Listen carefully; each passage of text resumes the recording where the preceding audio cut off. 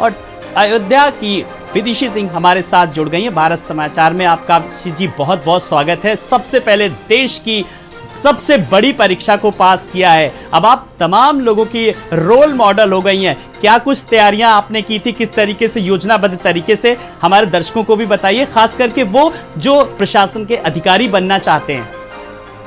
जी पहले तो thank you, धन्यवाद मुझे बुलाने के लिए और बहुत ही प्राउड मोमेंट है ये मेरे लिए। और रही बात तैयारी की तो मैं ये बताना चाहूंगी कि सबसे ज्यादा इम्पोर्टेंट है क्योंकि ये एग्जाम इतना ज्यादा 1 साल लंबा एग्जाम खुद में ही है, तो बहुत ज्यादा जरूरी है कि आप प्लान तरीके से और अच्छे से अपने प्लान्स बना के तैयारी करें। और उससे भी ज्यादा इम्पोर्टेंट है कि आप अपना एक पॉजिटिव माइंडसेट रखें। तो मेरे ख्याल से ये दोनों चीजें मेरे लिए काफी फायदेमंद रही और मैं यही बताना चाहूंगी बाकी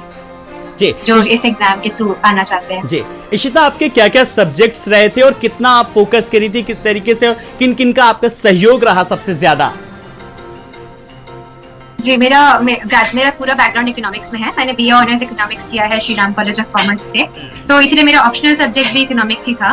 और रही बात लोगों के आसपास होने की, मेरे ख्याल से मेरी पूरी फैमिली, मेरे मम्मी पापा, मेरी बहन, मेरी पूरी एक्सटेंडेड फैमिली, सबका बहुत ज्यादा इंपॉर्टेंट रोल रहा है क्योंकि बहुत ही स्ट्रेसफुल हो जाता है ये एग्जाम। तो हर किसी ने अपने तरीके से मुझे मोटिवेट किया है और उनका फेथ हमेशा से रहा था मेरे ऊपर, तो बहुत पॉजिटिव एनर्जी रही है। तो बिल्कुल इस बात को तो इशिता बखूबी समझा जा सकता है कि सबका, घर वालों का, परिजनों का, अध्यापकों का, अभिभावकों का, सबका सहयोग रहा जो आपने एक मुकाम पाया है। ऐसी कौन सी चीज आपको लगती थी कि जो मतलब शुरू से डिसाइड कर लिया था कि हाँ प्रशासन के अधिकारी बनना है, या नहीं चलो इसमें नहीं हुआ तो चलो और किसी में हो जाएगा, या पूरा एम एक लेकर के चली तो और उसमें डटी रही?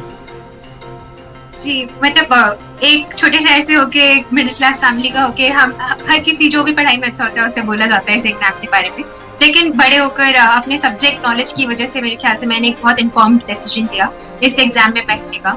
और बहुत सारे ऑप्शंस और भी थे क्योंकि मेरा इंटरेस्ट हमेशा से डेवलपमेंट स्टडीज में था। तो मुझे पता था या तो मैं सिविल सर्विस में जाऊंगी, पब्लिक सर्विस में, या फिर मुझे रिसर्च में जाना था जी। तो यही फोकस था। और फिर कॉलेज के थ्रू मैंने देखा कि काफी सारे लोग सक्सेसफुल होते हैं मेरे कॉलेज के, तो वो भी काफी इंस्पिरेशनल था। तो ये सारी चीजें देख के मैंने डिसाइड किया कि इस एग्जाम के लिए बैठा जा सकता है। इशिता कहते हैं कि जिस तरीके से संगत से गुड़ उपजे, एक माहौल होता है अयोध्या जैसे शहर में जहां पर हो सकता है पूरी आपको कोचिंग प्रॉपर ना मिली हो, फिर आपने ये कब डिसाइड करा कि हमें हाँ बाहर जाना है, पढ़ाई करना है वहां पर, या शुरू से एक माहौल था वहां पर आपके आसपास का जो परिवेश था?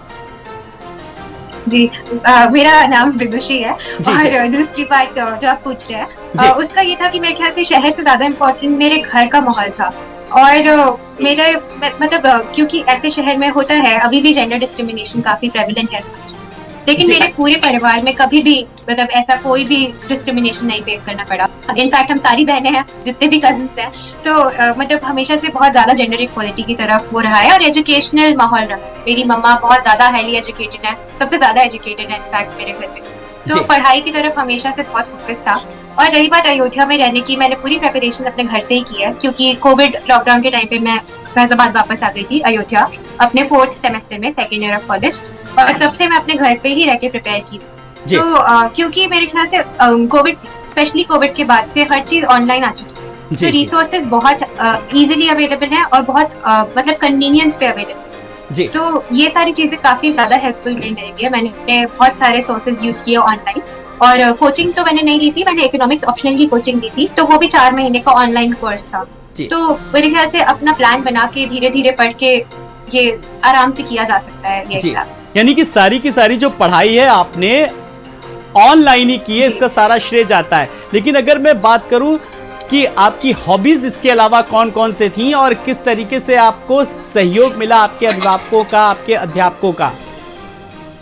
जी सहयोग, मेरे अध्यापक तो बहुत ज्यादा, मेरे ख्याल से स्कूल कॉलेज हर जगह बहुत सपोर्टिव लोग मिले और हमेशा से क्योंकि पढ़ाई में अच्छी रही हूँ मैं, तो बहुत ज्यादा मोटिवेशन मिलता था। और उसके अलावा मेरे ख्याल से अगर मैं बात करूँ प्रिपरेशन स्पेसिफिक, तो मैं बहुत ज्यादा टच में नहीं थी क्योंकि मेरे ख्याल से दिल्ली में ऐसा कोचिंग का माहौल होता है तो आसपास तक कंपटीशन रहता है, तो फिर मैं आराम से अपने घर पे पढ़ाई करती थी। और हॉबीज बहुत ज्यादा इंपॉर्टेंट हो गई थी क्योंकि कोविड में और कुछ भी नहीं होता था अकेले करने को, तो मुझे बेकिंग करना बहुत पसंद था, तो मैंने वो हॉबी अपने साथ पूरा अभी भी मैं करती हूँ। तो ये सारी चीजें की अपनी मेरी बहन थी मेरे पास बहुत दिन तक, क्लास 10 तक, तो क्योंकि घर में सब लोग साथ में रहते थे तो आराम से मतलब स्ट्रेस फ्री एनवायरनमेंट में रहते पढ़ाई करके। अच्छा विदुषी जी, एक बात बताइए कि जब से रिजल्ट निकलने का था तो किस तरीके की सुगबुगाहट थी, और दिल से सवाल का जवाब दीजिएगा, उम्मीद थी कि कोई रैंक हासिल होगी या फिर मतलब क्वालिफाई कर ले जाएंगे? जी मुझे बहुत, मैं एक्चुअली ऐसी इंसान हूँ, मुझे एग्जाम देने से नहीं, मुझे एग्जाम के रिजल्ट से ज्यादा डर लगता है, तो मुझे बहुत डर लग रहा था और एंजाइटी बहुत ज्यादा थी, और बस उम्मीद थी, एक्सपेक्टेशंस तो मैं कुछ भी नहीं थी, क्योंकि एग्जाम बहुत अनसर्टेन है, किस स्टेज पे आपसे क्या कमी हो गई होगी आपको कोई अंदाजा नहीं, लेकिन एक उम्मीद थी कि शायद लिस्ट में नाम होगा, बट इतना ऊपर होगा ये तो बिल्कुल भी नहीं सोचा था। अच्छा, ये खबर आपको किसने दी विदुषी जी, सबसे पहले ये बताइए। जी तो 18 मई को इंटरव्यूज खत्म हो गए थे, तो उसके बाद से स्पेकुलेशंस चल रही थी कि कभी भी रिजल्ट आ सकता है, तो बहुत मतलब मैं अपने फोन पे पूरा ऑनलाइन थी कि देख रही थी कब आएगा, लेकिन फिर फाइनली मतलब मैं एक आफ्टरनून नैप ही ले रही थी, और फिर जब मैं उठी तो मैंने कभी PDF आ गया, तो मैंने मेरी मम्मी ने साथ में ही देखा, खुद ही देखा। जी विदुषी जी, अब मेरा एक सवाल, जैसे मैंने कि अभी तो आपसे पूछा, अब जो आने वाली पौध है, जो युवा पीढ़ी है, वो आपको सुनेगी, वो आपको आत्मसात करेगी, तो उसके लिए क्या संदेशा आप देना चाहती हैं? जी मैं यही संदेश देना चाहती हूँ कि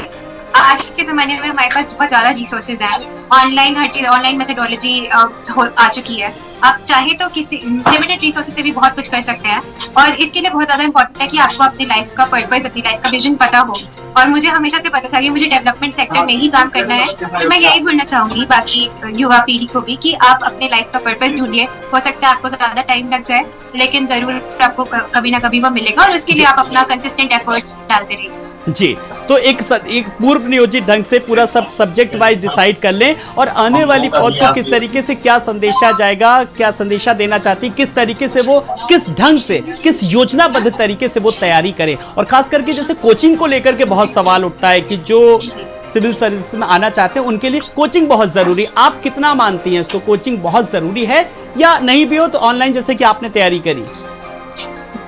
जी अगर मैं अपनी बात करूं, क्योंकि डिपेंड करता है, कुछ लोग शायद कोचिंग में पढ़ के ज्यादा अच्छे से समझ पाते हैं, तो उनके लिए कोचिंग जरूरी हो सकता है हो जाए, बट मैं हमेशा से सेल्फ स्टडी में बिलीव करती हूँ, तो मेरे लिए GS के लिए मैंने कभी आज तक कोई भी कोचिंग नहीं ली। मैंने अपने इकोनॉमिक्स ऑप्शनल के लिए 4 महीने का कोर्स किया था,